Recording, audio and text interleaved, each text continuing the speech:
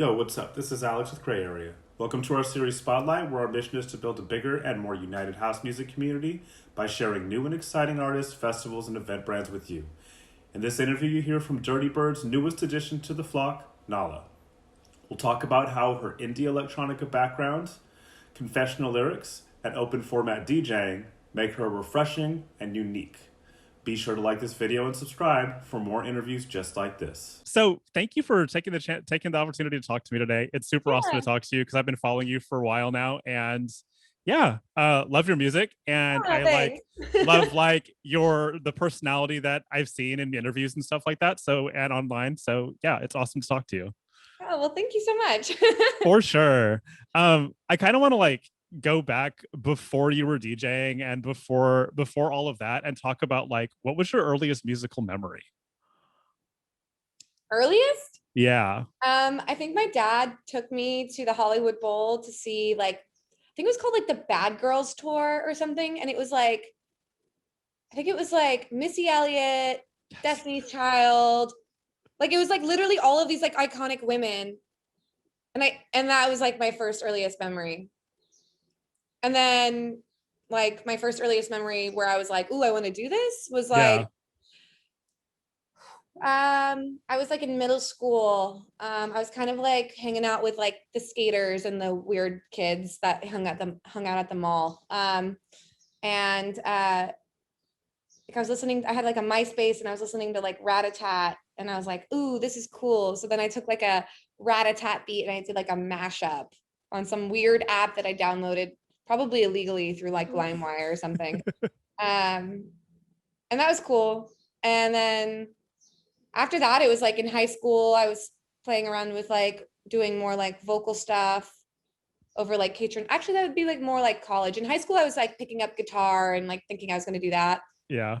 And then in college, I started recording vocals over Catronata beats. I don't want to say it's rapping because that would be an insult to rap music. It's me kind of talking shit over a beat. And then in college later on, I started DJing and producing. So then I was okay, well now I did it. I figured it out. So music's always been there. Yeah. I mean, it's always been there. I mean, especially when I was in high school, because I did a lot of from mostly in high school, I bounced back between Miami and LA. Right. So music, Hype Machine was the way that I kept in touch with the cool kids in LA. Because Right. when I moved to Florida, they were oh, you're moving to Florida, you're gonna wear Abercrombie, and everyone's gonna hate you. And I'm oh, so I was what the heck? So keeping in touch with music was my way of being still cool. That was my Right. identity.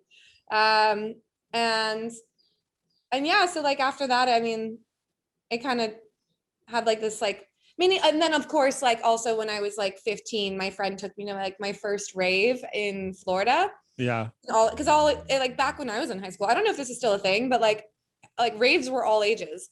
Right. So I was 15 years old and I was at this it's called Club Exit and it was in Hollywood, Florida. And I don't even know who was DJing. I never had been to a rave before, but I found the drum and bass room. There were 4 people in it and I was yeah. So that was cool. I was this is cool. And then after that, I went to EDC I found a Facebook status, because Facebook nowadays has been telling me every single day, my memories for every day. Not good. I'm hiding things. I'm oh God, no one needs to see this. But I posted a thing. It was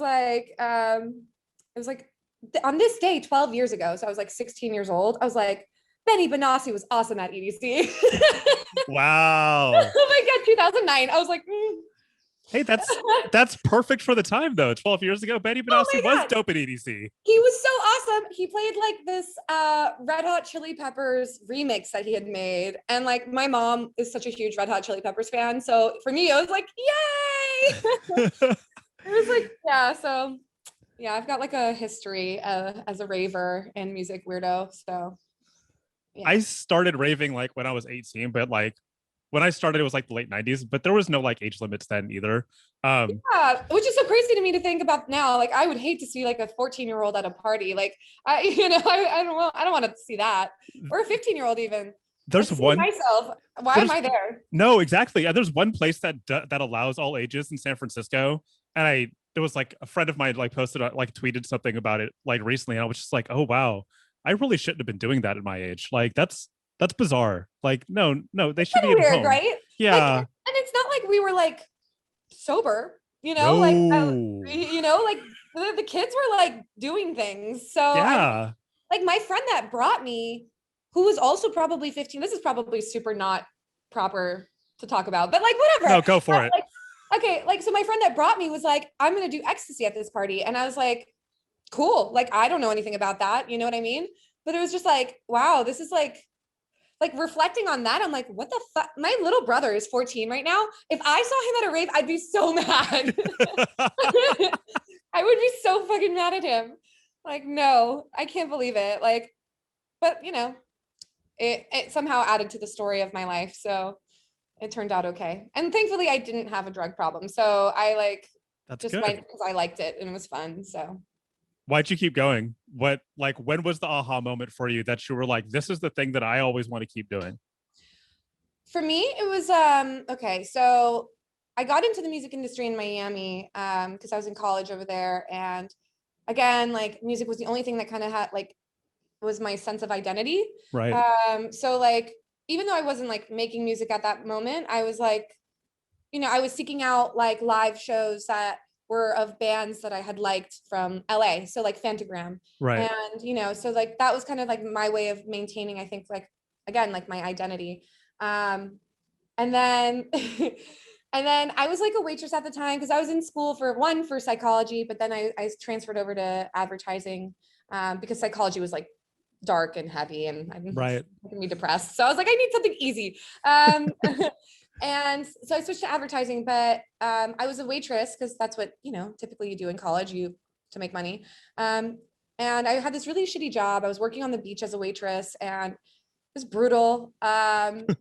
It was like tan lines. It was just bad. And and I was doing it at like a really high end hotel. So Yeah. the people there were just like assholes. And the hours were ridiculous. I was getting there at like 7 a.m. and leaving at like 4, or like whenever the sun set because it was a beach gig. Right. And it was Miami Music Week. And I had gone in the past, but like didn't get the full experience. But like this time I'm like, I think I was like 20 or 21.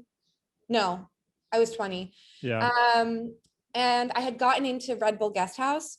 Ooh. And are you familiar with that? So that was Yeah. like the coolest industry party. It was the coolest thing in the world. And like Skrillex is there. And I had been like at 16, 17, 18, like jumping on stage to hang out with Skrillex, like being like, I was always like jumping on stages and being like, yeah. So like, I was like, oh my God, Skrillex is just like in a fucking pod with me at this table, like hanging out. There's this model girl that I follow on Instagram right over here. I'm like, this is nuts. I'm getting hit on by Gina from Fast and Furious. Like, I'm just like living. I was like, it was so cool. I didn't know anything about anything back then, And so like, I did the whole week just going every day to Red Bull Guest House because I thought it was the coolest party. And like, I did other things as well.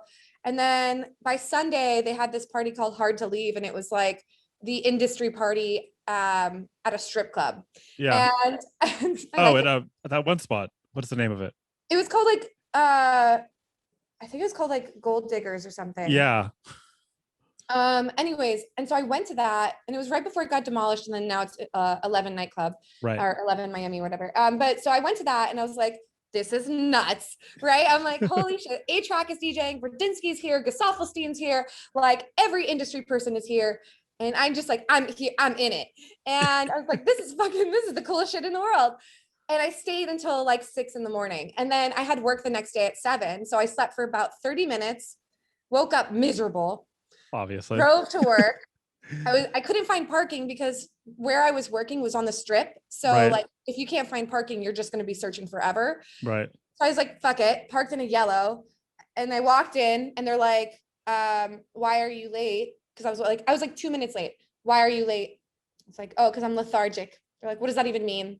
I was like, it means I don't want to be here. And I like threw in the towel. They're like, if you don't want to be here, then don't work. Just don't come back. We'll call you if we need you, but don't expect us to need you. Wow. Like, okay, Fine. Peace. bye. Got in my car, left, and then I told my parents, and my dad was like freaking out. And then my mom was like, good, screw that. That job was miserable. And then I like immediately after that, I was like, I'm gonna pursue PR. and and so then I got like hired at a PR company, and then I discovered this like events company that was working with like underground artists. It was like more corporate. So then I started doing like these like event assistant and marketing assistant like internship type thing. And then from there, I started going to Bardo in Miami, which then turned into like me like wanting to work at Bardo. So then I started like promoting for them, and I was still 20. So I was definitely not allowed to be there, but like I was doing it. And then by the time I was like 21, 22, I had like kind of worked myself into the scene a bit. Right. So I was like talking to someone, and he's like, you know, you should DJ my party. It's just like, you know, locals, and it's just like, you don't even really need to know how to DJ. It's just like a small thing. And I was like, cool. So then I got like an iPad. I had Tractor on it. And I was like downloading music and like playing. And I did it. And like, it actually like people were loving the music. And I was like, oh, this is power. I was like, I feel good. And then like the photos came out, and it looked like I was actually DJing on CDJs because they were like right next to me, but I didn't know how to use them. So then I was telling my friend, I was like, oh yeah, I DJ'd. And all of a sudden I started getting offers. They're like, oh, you're a DJ? Well, like you should like DJ this thing, and like you should DJ that thing. And I'm like, I don't even know how to. So I was still working at Bardo. So I contacted David Sinopoli, who now is the owner of Space and 3 Right. Points. And I was like, David, like, do you think it's okay if I practice on your equipment before the club opens? And he's like, yeah. So I like coordinated with the sound engineer, this guy, Andrew Bird, who's like a genius. And he was the one that like taught me kind of like the more like both technical, how to listen by ear, that kind of Right. stuff, like mix by ear, but also like how to like when to mix in, like by phrases and stuff like that. Like it's like almost like a music theory kind of situation. Right. And so then like after a couple of that like moments of that, that's when I like really was able to like learn how to DJ, and it just kept going. It never ended. And so I just kept like DJing and DJing and DJing, and now here we are. There's there's like this thing I'm noticing about you that's like kind of a fuck it all, I'm just gonna go for it Yeah, attitude. Yeah. Oh yeah, who cares? Yeah. And like, where does that come from?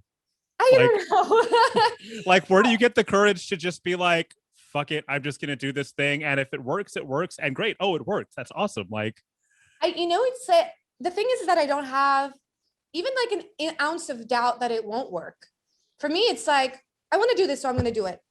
And it just happens that way. I don't really like go, well, maybe what if it won't work out for me? Like, what if I'm not going to make a career out of this? What if I'm going to be broke? And I'm like, I just don't have those like that kind of dialogue in my head for whatever reason. Like I kind of like push it out, probably as a self-protective measure, because if I allow that in, it's game over.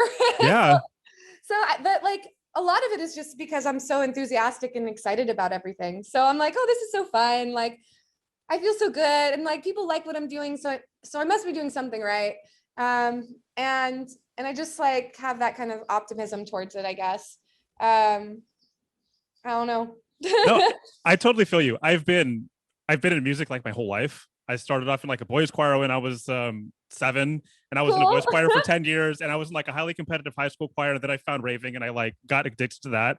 But never at any point in my life was I like, oh, this isn't going to work out. I was just always like, I want to be a musician and a writer, and that's how it worked out. So it's fascinating to talk to somebody else who just kind of like is in that same lane, because there's like a lot of self-doubt in the industry. Like, And it's funny. I was talking to someone about this, and it was actually not even related to music, but it was related to like entrepreneurs in general. yeah, He was like, he's this guy's like genius tech, like AI scientist kind of person. yeah, And he was talking about how like there's 3 types of entrepreneurs. There's the ones that are like that do it because they're passionate about it, and then they just manage to get successful, which I kind of feel like it's a small percentage of people, but right. like you could tell who they are because they're really happy and optimistic, and they're always kind of just like excited to be there, and there's like no sense of darkness at all. They're just like really stoked.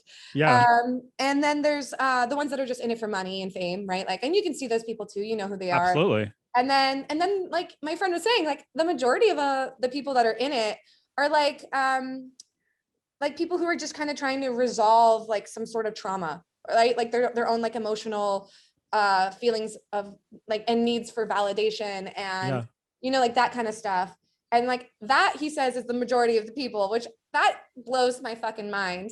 But that makes sense because, there is a lot of like darkness in this industry, and there is a lot of like drug abuse and self-doubt and destructive behavior. And like those things, you're just, I mean, if you go on Twitter right now, it's like ketamine. I'm like, it's just like, that's like what everyone is like, embracing as part of the culture. And it's like, that's a really dark place to be in all the time. I know it is. And it's so unproductive. And I was talking, I don't even know if I'm allowed to say his name, but I was talking to someone that's very successful yesterday. I was at the studio with him, just hanging out, catching up.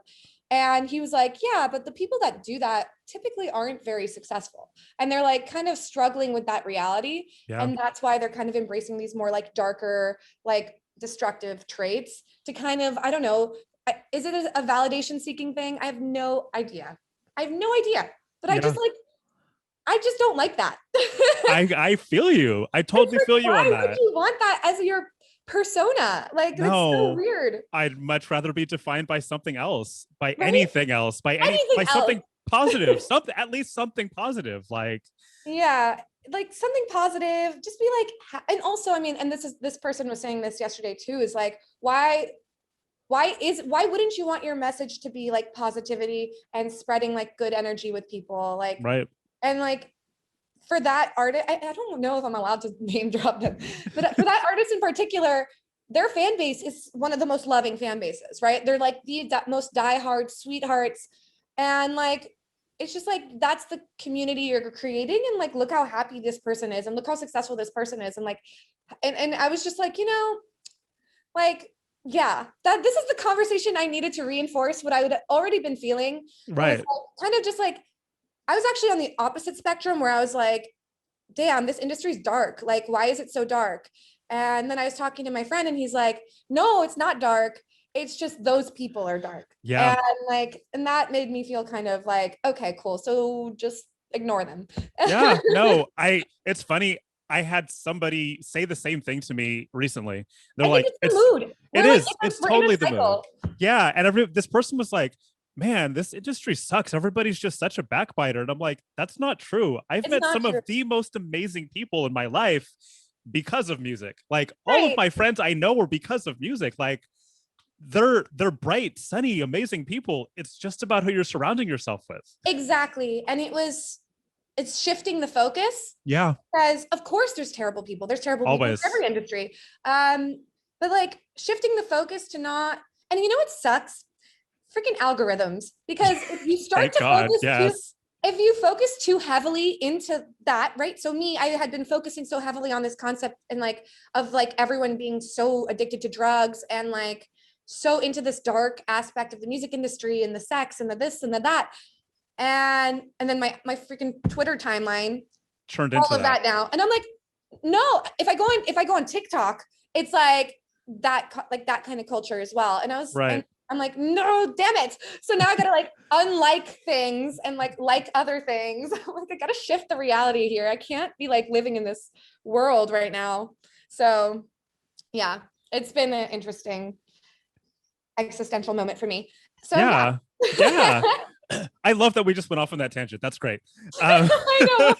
Sorry. It's okay. No, it's great. That's what this is about for me. Like, I love talking to people, and I love that I get paid to do it. This is awesome. Love that. So speaking of like positive people in the industry, you work with two of like possibly the most positive people in the industry. What's it been like to be like welcomed into the Dirtybird family? Oh my god, I love them.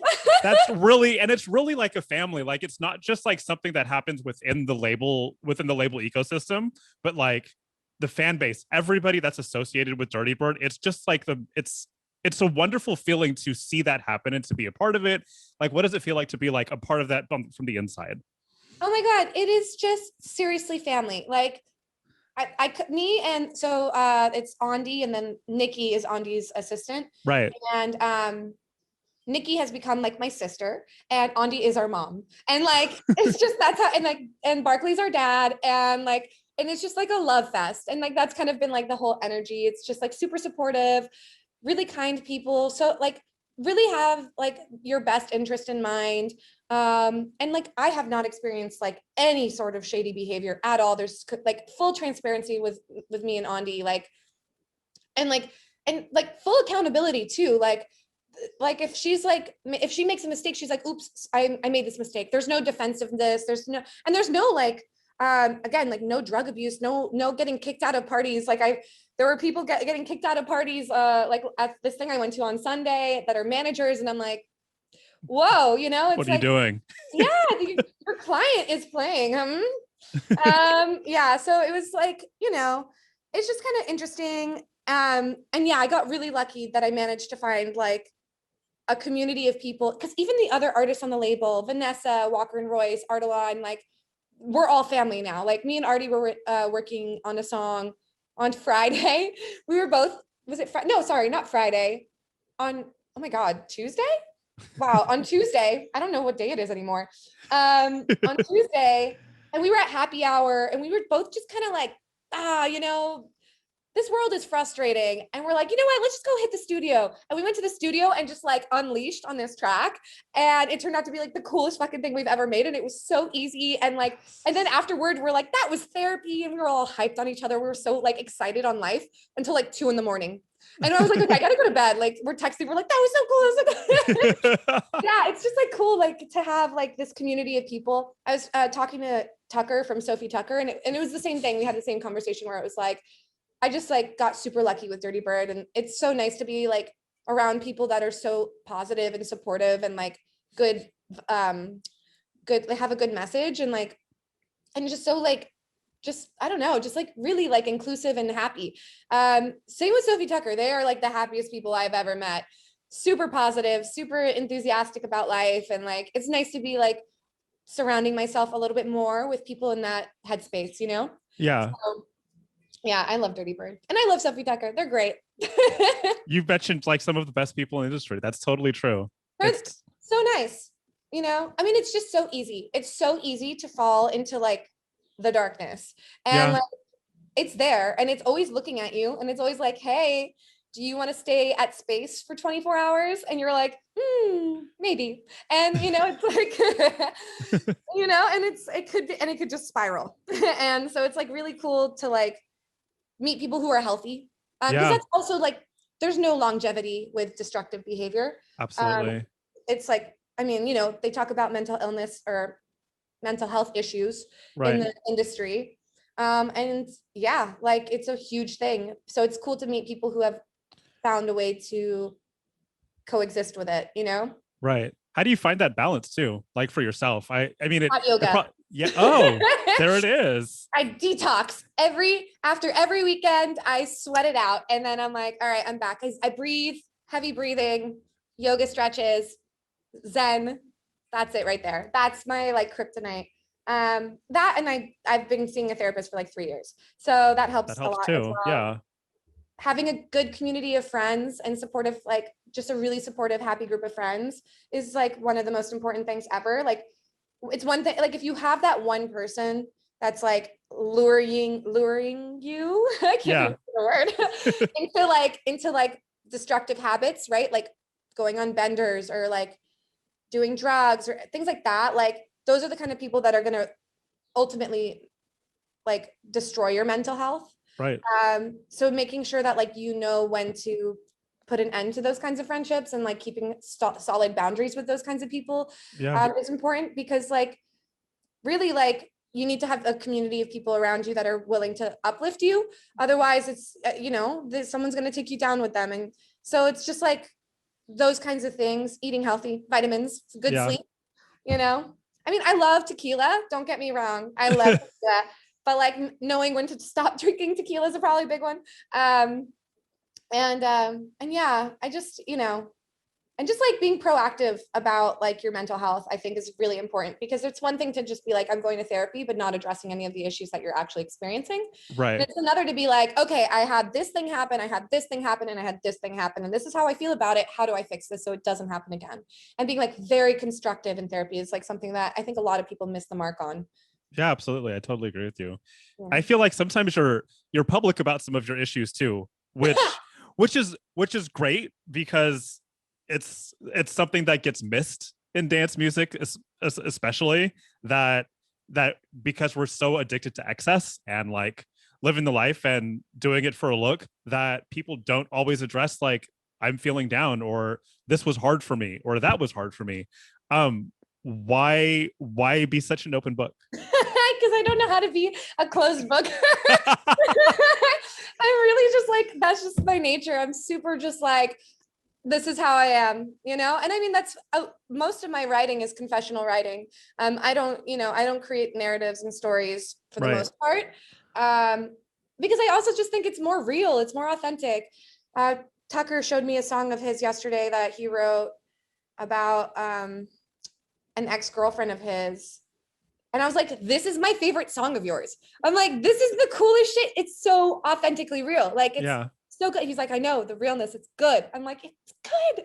But yeah, I think, also I'm not here for like charade, like just to be like a facade, I think like a lot of what art is supposed to be on a philosophical level for me is something that people relate to. It's part of the human experience. And Yes. that's why that's why we are obsessed with art to begin with, because it makes us feel something. It makes us feel less alone. Yeah. And like, for me, I just like love making people feel less alone. Like I love to give them the kind of support. I'm like hyperly empathetic, and that's maybe to a fault, because then I'm like getting involved with people who are have problems, and I'm like, okay, wait, but like I just think that like it's with Psychic Attack and Sun is Hot, it Yeah. was really cool to see people go like, wow, yes, I feel this. This is like something that I actually relate to. Like I wrote Psychic Attack because I was really overwhelmed with like the news last year, and like Donald Trump's presidency was just like every day the news cycle was just like, this is how the world is falling apart. And I'm Right. like, I can't take it anymore. I don't even know what's real. I don't even know if what you're telling me is an actual factual thing, or if it's Right. like an opinion, and that's that line. It's like, what is real and what's whack? Like, I don't Yeah. even know. So I kind of wrote that song out of like a space of anxiety, but I think a lot of people could relate to that because it was so chaotic. It was psychological warfare. It was like crazy last year. Yeah. And it's funny, like, not to say like this year is any better. I don't know what like our president's doing now, but that's the thing, is that we don't know. We have no idea. Yeah. Maybe it's better that way. Maybe it's like, we know about certain things and we fight for our causes, but like Right. maybe let's not put everyone into a frenzy of like at all times, Yeah, absolutely. Yeah, it was intense. It's interesting you're bringing up like confessional writing, especially in dance music, which again like verges towards excess. And I think it's interesting that you're like writing songs that are of substance and are also dance floor friendly. What's it like to live in that space? Because you're really in your own lane there. Well, a lot of it was because Claude Von Stroke was like, I don't want to hear another song about put your fucking hands up. And I was like, great. I don't even know how to, I mean, I do know how to write stuff like that. But I authentically as a person would cringe. So like, Right. I can't make things like that. Like, it just feels really like at odds with who I am. How did I end up? I don't know how I end up writing these things. I mean, like, I guess I keep things vague, just slightly vague. So I'm not diving too deep, like I'm not saying the world is ending. Right. But I might be saying everything is burning, and, and my temperature's rising instead of I'm losing my fucking shit and I want to punch someone. Right. Like, so like, it's kind of just like more vague sentences. It's open for interpretation, things like that. I wrote a song with Nikki Nair just recently, like a week or two ago, that I actually wrote, and it's also like juxtaposition, but like I wrote it at the beginning of last year, pre-pandemic, and I wrote it about wanting to go to a rave. But then now it kind of like really applies to like what's happening in the UK. So it's like, the song's like, I heard you're trying to escape. Well, I know a couple tricks to help you get away. Embrace your wild side. That's what they say. What's the point of work if you can never play? Not getting younger. This is our chance. Make them remember that we came to dance. And if they try to take it away, we tell them, fuck off. It's not their place. I love that. But I didn't know that it was going to be like that. I mean, I hope we can get it out in time just for that moment because it's like part of that zeitgeist. But Yeah, absolutely. but like, yeah, I don't know. It just comes naturally. The song I wrote on Tuesday with Artie was because the lyrics are, I was mad at someone. So I go, because old habits die hard, so don't worry about it. Oh, you're not perfect. Well, welcome to the party. So it's things like you say you got problems. Yeah, we all do. You want special treatment, but I'm not going to give it to you. So it's kind of things like that. Like I'm very confessional, but like I try to keep it vague enough that like, you know, it really could actually apply to a couple people in my life, and it could probably apply to a couple people in other people's lives. Right. But it's also delivery, you know. So I'm also like, you you know. So I don't know. I don't know how I do it. I just have gotten to that weird place in my brain where it's like, and it just like all the buttons connect, and then we're good. When did you start writing lyrics? Because I mean, you're at a point now where they sound really good. That doesn't come like overnight. Well, okay, so the Kate thing, that was Yeah. that was part of it, right? So I was like taking like beats and being like, I would like rap over them, Right. kind of. And then I started, because before Dirtybird, I was doing a lot of like experimental, like Yeah. more left field music, Right. maybe some indie down tempo as well. And I was writing lyrics then, but I was doing it more collaboratively at that point. So I was working with a lot of different artists and singers. So I guess, and I think I went like too abstract then. Yeah. I don't know what shifted when I decided I was going to start making dance music that was more like club friendly. Yeah. I don't know what shifted, but Sun is Hot was the first, well, the lyrics I wrote for Dickie Nair, I wrote last year, so I guess it kind of applies. Right. But Sun is Hot was the first one where I was like sitting around. Actually, that's not even true. I was just doing a lot of like at home writing, and I was writing a lot of songs, and I was playing keyboard a lot, and I would post these videos on my Instagram story. And this is before dance music also. And then I was like, okay, like I'm just gonna like write songs. So I guess maybe it's just like, you know, 2 years of like just like doing that. I don't know. I don't really know how it happened. I'm at a point now where my brain is like faster. So maybe like back then it took me a little bit longer. Right. But I think also when you're really honest about something, it just comes out easily. Yeah. So that's probably it as well. I mean, sun is hot. I was sitting in my living room and I was staring out of the window and it was sunny. And I was like, is it me or is it getting hotter? Hotter than ever before. And then I was like, and then I was thinking to myself, I'm saying this in a very sexy way. Maybe I should shift it slightly to, there seems to be nothing I could do to cool it down. So what are we supposed to do? And it's like, I could feel your pressure on me. That's a song about global warming, first and foremost. But then I was like, it's open for interpretation. It could also be about sex. So it's funny because NPR was like, oh, this is a dirty song. And I was like, it's about global warming. I love that. I love that there's so much subversiveness going on, that it's so open to interpretation, but you're talking about like real issues here. And you're doing it in such a way where like, yeah, I can dance this, I get down to this, but you've like made a statement. Yeah. I mean, I just can't like talk about things that are superficial. It's just not part of my character. It feels wrong. It feels like I'm like, it's like nails on a chalkboard internally. Yeah. So I just have to just like do what feels right to me. And also I feel like it's what I'm able to like contribute, you know, like, sure, I write songs about like sex sometimes. I have a collaboration with someone else that I don't know if I'm allowed to talk about, where the song I was like, I just want to feel your sweat on my body, you know, like that kind of dirty stuff, and like touch while I'm driving, when I wake up thinking about you, you know, it's like that kind of stuff. Like I could do it as long as it's authentic to like how I was feeling in that moment. Right. But yeah, you know. It's all about authenticity. Yeah, dude, that's like my biggest thing in the world. I don't care if you love making pop music. If you are just pop to the max, it's the best thing that you could do. Like that's what makes you happy. I love that. You know, like you can tell like Ariana Grande is like in it. She loves it. Yeah, and you feel it and you're like, yeah, this is why you're successful. Like it's the people that are like trying to be something they're not, or that are not diving deep enough into their like heart. Like you kind of just go like, yeah, this sounds soulless, you know? Yeah. So it's like my biggest crusade is like authenticity in music. Yeah. I mean, I always say, like, when people use the word sellout, I'm like, hey, that person only sells out if they think they did. Like, if they like what they're doing, yeah, maybe they're not doing what you liked from them 5 years ago. But if they like what they're doing, then, you know, good for them. Yeah, I was listening to Sophie Tucker's new album yesterday. I was in the studio with them and I was listening and I was like, wow, this is wild. It is so good. I'm like, Tucker, this is like the best.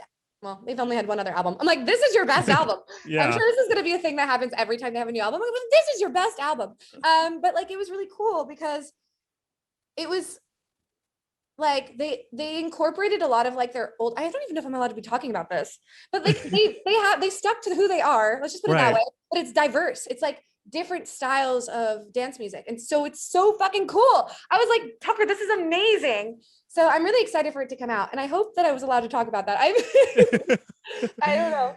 It's well, okay. You didn't give away anything like revelatory. It's okay. Yeah.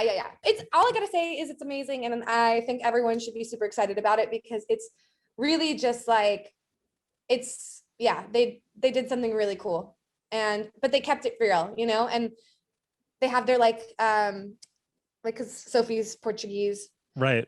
Brazilian. I think I said that wrong. Brazilian. Yeah. So she has like her Portuguese like language music, and that's like my favorite because I like love that. Yeah. I love like world music. And then there's like some that are just like straight bangers, and I'm like, yes. So it's cool. Oh, I'd love to hear it. Yeah. There's been a lot of talk about representation in dance music over the last year. Finally. And like you sit in two worlds, you're a person of color and you're a woman. How does it feel to be like a woman and brown and be in the place where I don't think am I brown? yeah, I think so. I'm Italian. What's your nationality? I'm Italian. Are you Italian? I thought I read somewhere else that you were mixed. I've been getting that a lot lately, and it's like my friends refuse. They refuse to like consider me white, and I find that so weird because I don't know any other experience, but I am Italian, and I think that historically Italians kind of are in this gray area, right? Just culturally, like there's like a lot of mixed cultures that Italy. And actually, my friend bought me a 23andMe because she's like, you're not white, and she's gonna prove it to you. I know. I'm like, so that's really funny. I wonder where you read that. I don't know. I can't speak on that because I don't know much about that topic. Well, let's talk about women and representation, because there's a huge lack of women on lineups and record labels and everywhere. But you're there and you're doing it. Like, what does it feel like to be sitting at a moment where things could possibly change for the better? Well, so it's interesting. And this is something I've been talking about with Vanessa, Mary Droppins, Sony, like all of these girls that are kind of coming in really heavily right now. Yeah. It's the year of the women. Like it's the next 5 years is women. It's women days. The shift has happened. We're all getting agents and bookings all across the country. We are more, I feel like people are responding to us way more. There's way more interest and people are more excited about it. Yeah. Because we've been feeling this shift all of a sudden where I no longer feel like I am like on the outside. Now I feel very much in demand, and I'm like, oh, what's going on here? You know? And so I'm actually very excited. And I called it like on Instagram yesterday. I was like, oh, this is the summer of femme DJs. Yeah. And I feel that. I think that like this is like our moment right now. And I think that for the next 5 years that people are going to say that this is our moment. And then it'll like balance out, I'm sure. But it feels good. And I'm not here to be like, we need more male DJs on the line. I mean, yes, we do. But like, we also need like talented people. Absolutely. And I think like whatever like more minority group you fall into, whatever category, I feel like as long as the music is good, then yes, we need to give you the platform. That's the most important. You know, I think, and this is probably not the best thing to say, but like we shouldn't just be giving out free passes to people who aren't putting in the work. You know what I mean? Absolutely. Yeah, So for like, sure. so like, there's so many talented people. Now we can actually give them that platform to showcase their whole world, you know? And that to me is like the most important. It's the coolest because I think it's actually happening. And so I feel like, you know, I think the playing field is certainly getting evened right now. Men have to be really, or white men Yeah. have to be really talented and really like a standout act. They're not just going to be getting it for whatever reason, Because you know? they put a lot of money into it. Right. Yeah. Like that culture is certainly dying out. Hopefully. One can only hope. Yeah, well, I think the pandemic leveled the playing field a lot in that aspect because a lot of the people that were maybe doing stuff like that have kind of dropped off because if you have no real talent or you have no real reason to be Right. here, what's the point of sticking around if you can't make it through this whole thing and still do the thing? Right. If your only motivation was money and fame, and then you gave up because Twitch streaming didn't pay you, Yeah, right. then you know, like that's it. And so it's funny. I was talking about it with Sophie Tucker and Mary Droppins. We were like having this discussion about how Twitch changed our lives because Sophie Tucker became now a big font act. It's like top of the list of every festival. Yeah. They have this is mind blowing to me. They have a Zoom party, a free Every time. that's Yeah. 24/7. Everyone is on it 24/7.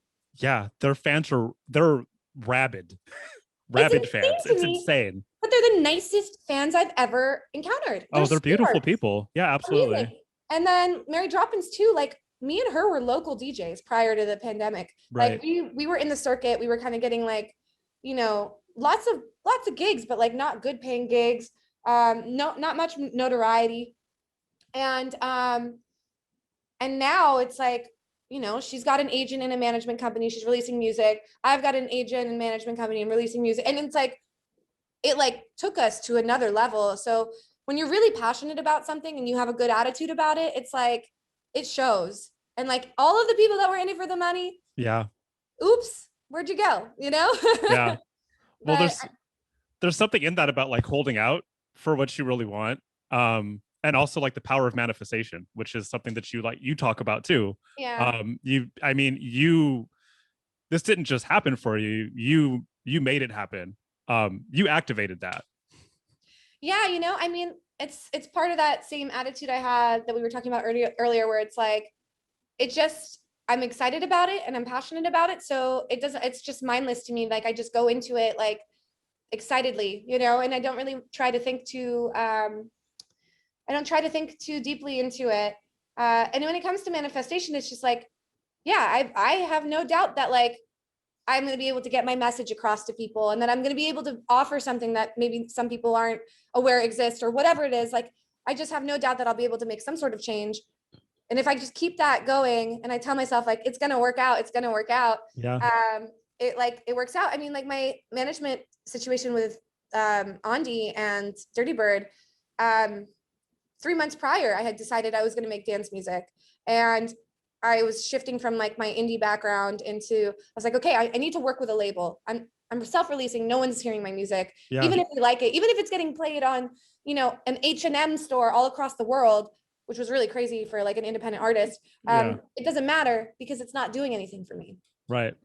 So I was like, I need to shift focus. I need to be like, what is going to be best for me? And I was like, I need to find a label. Like I need to find a label that I can work with. And just like out from the sky came Dirtybird. And I was like, what? You know what I mean? And we clicked, you know, because I had the experience of self-managing, self-booking, right, writing my own songs, releasing my own. I had all this experience. I had the work ethic that was like, I'm doing this and I know what I'm doing and I have my shit together. So to them, it was appealing. They're like, oh, here's someone that's positive. Cause that's what Barclay's whole thing was, is like her positive attitude, you know, I'm like, okay. Yeah, you know, so like, and that's kind of like how I think that's what appealed to them, you know, aside from the music and like my taste and my DJ sets and stuff, because they were looking for something that was different. It wasn't like traditional tech house. They were looking for someone that had like an ear for something else. Yeah. Just to diversify the label, keep it moving forward. And so like I kind of like managed by pure chance to hit all the nails on the head. And then I was like, okay, well now I got to write music for you guys. So then it was like boot camp. Yeah. And Barkley, acting as an A&R, was like, write 10 new songs a week, like 10 new ideas, just go, go, go. And so for like pretty much the entire pandemic, not every week, but like I got into the habit of like writing. And that's where Sun is Hot came from. That's where Psychic Attack came from.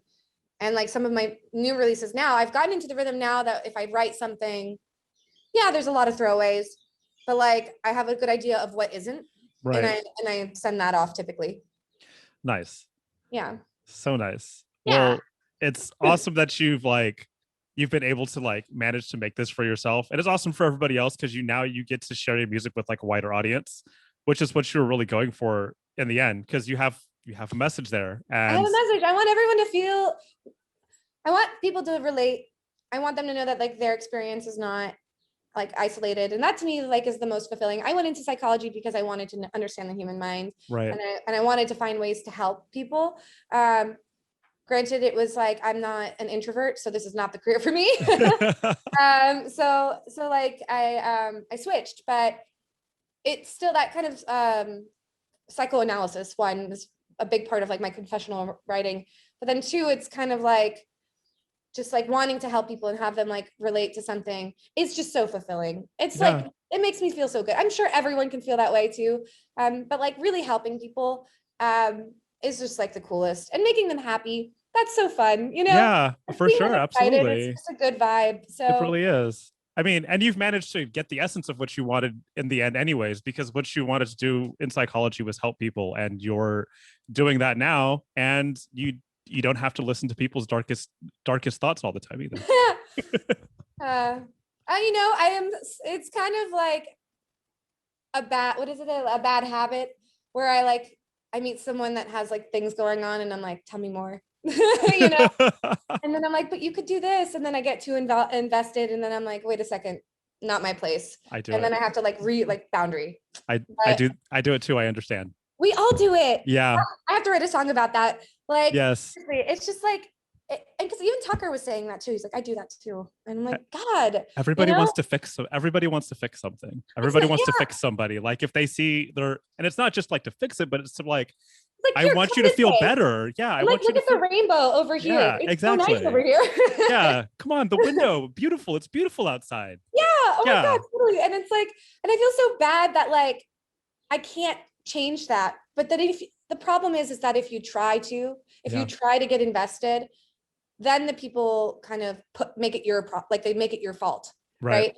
So then you become like the enemy, and it's like, the dynamic, it sucks. So the best I can do is create music with a message that resonates with people. And it's a boundaried way of helping others. Cause then I don't have to like get too invested and get all caught up in something, drag me down into the pits. Yeah. Right. Of course. No, you don't have time for that. No time. No. I always like to end on this question. What excites you about the future of dance music? What excites me about the future of dance music is, well, I think through the pandemic, we all decided that we didn't have to play for a crowd. So we all like really learned what we liked.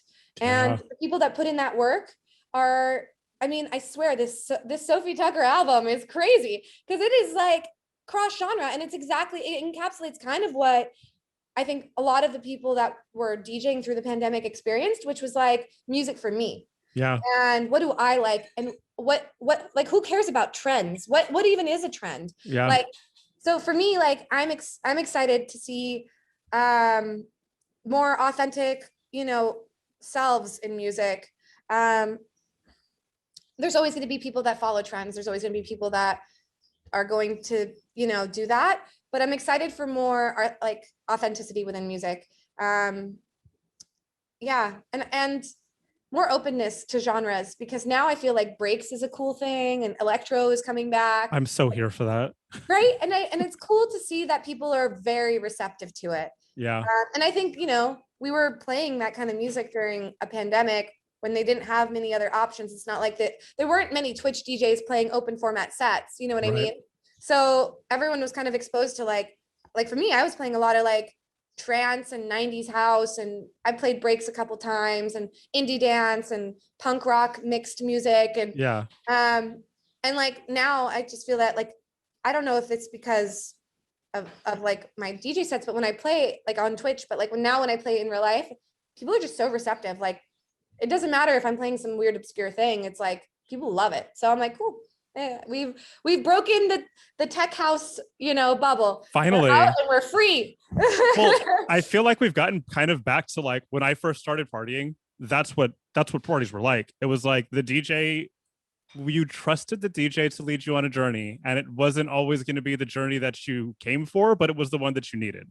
So like when I DJ, like I always go all over the place. My DJ sets are always all over the place, but that's great. Yeah. That's how it should be, because some people are great at staying in a lane, but it's also really fun to just like go everywhere. When One of my first conversations with Claude Von Stroke was, he asked me what I played, and I was like, well, a little open format. He's like, how open format? And I was like, well, in my sets, I play house, techno, breaks, drum and bass. Like I play whatever I feel like, and I mix them all together. I'm not playing like hip hop or pop or whatever, right. But like I play a lot of like different underground genres.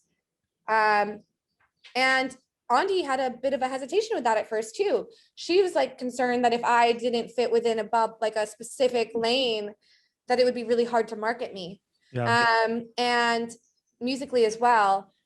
But then I don't know what happened. Now they're like all aboard. They're like, yeah, who cares? And like, so I can do whatever I want, and the crowd loves it. So like the audience loves it. The people like it. Like, so it's funny. I think we got like kind of wedged into this like idea of what dance music was for a second, and like the pandemic shattered that. Completely. And and now it's like we could do whatever we want, and it's good. I'm like, ooh, I was doing that before. I'd play like lights down low parties, which are like, okay, I do rave parties. Yeah, and they were in San Francisco for a long time. Yeah, so I'm a resident at their. I just decided I'm going to do a residency with them in LA 4 times a year. So and it's just like at their parties, I was playing like breaks and all of that stuff, because their audiences are music heads. They're not like, clubby, like, whatever. They're underground. So I was always doing that before. So it just, now it's cool because I could play it above ground, and it's like, and people are cool with it. So that's the best part for sure. And that's what I'm looking forward to, is more of that in the future. I love to hear that. That's, yes, well said. Thank you. Thanks. That's all I have for you, but thank you so much for taking the time out to talk to me today. Yeah, it was so nice meeting you. Yeah, it was great meeting you too. Yeah, this was a really fun conversation. Thank you. Yeah. Well, all thank right. you for having me. Yeah, absolutely. And yeah, we'll be in touch about everything else. But yeah, if next time you're in San Francisco or Oakland, let me know. I'm around. It'd be fun to hang out. I might go up just to work on music with Artie, because we decided we're like perfect for each other. Yes. We have this is so lame. We have it's me, Artie, and Nikki from Dirtybird, and we're called XTC as a joke. And we're a love fest. We're just like, yeah, we love each other. You know? Oh, that's cute. Yeah, it's so cheesy. But like when me and Artie were working on music on Tuesday, we were so like, wow, this flowed so easy. There was no weird shift in dynamic. Like where like some people don't know what they want to do in the studio, and so you're like kind of like pulling them along. And and other times people are like, they have an idea of what they want to do, and so there's a lot of push and pull, and like it's like kind of like a rubber band being pulled. But with Artie and I, it was like, yeah. And it was we just like, and we banged it out in like an hour and a half, and we had this song, and it was quick. like, That's I was good. like, whoa, we have something here. Yeah. Let's do this more. So I might go up there just to work on music with him. He also he does these like renegade things at the beach. Yeah, I know. He's been doing like the last couple of months he's done them. Yeah. So I think I'm gonna, maybe I'll do that too. We'll see. Awesome. Well, let me know if you're ever in town. Well, Yeah. if you, yeah, for sure. Again, thank you so much. Yeah, thank you. Yeah, and I'll talk to you soon. Sounds good. All right, bye.